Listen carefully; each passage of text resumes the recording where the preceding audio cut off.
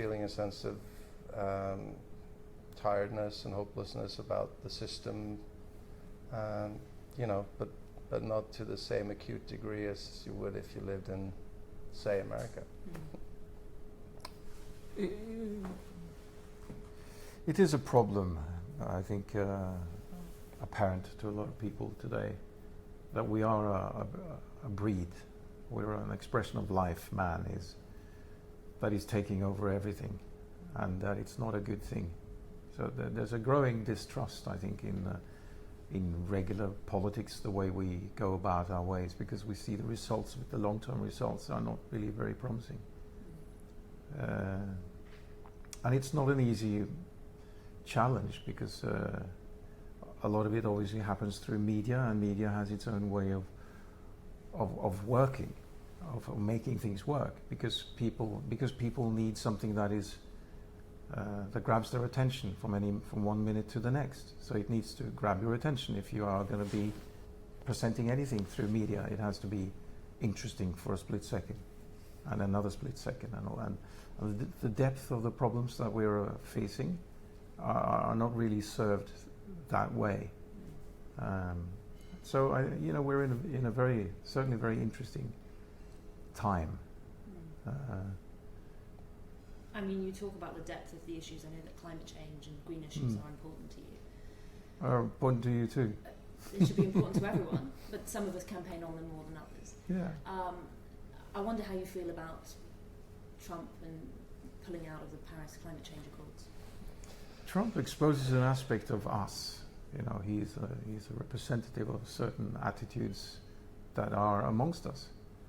So in one sense, I think Trump is good to have there, because I think the people that fear his direction also recognize the fact that we all have responsibilities that we need to face, and we can't just leave it to anyone else to sort it out.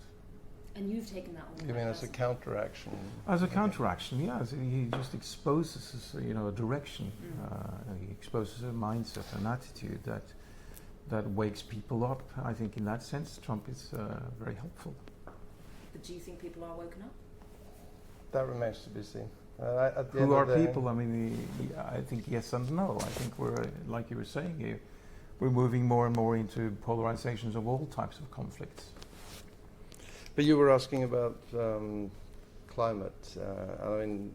I've spent a lot of time up in Spitsbergen over the last few years, and it's funny because it's really at the edge of the world, but it's really dead center in terms of where it is. Watching Svalbard up by the North Pole.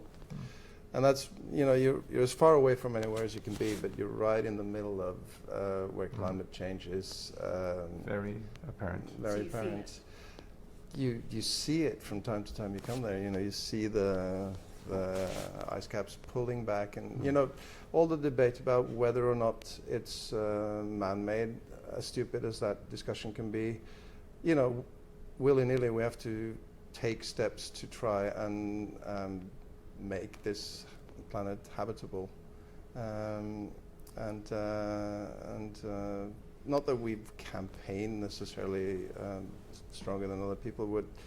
As a matter of curious interest, we did actually, the two of us did import the first ever electric car to Norway, and broke a lot of laws by parking it everywhere and driving through toll booths without paying. And thankfully today Norway has, every family has a... It was a demonstration, to try and force through special regulations for electric vehicles in order to promote a future that we believed in.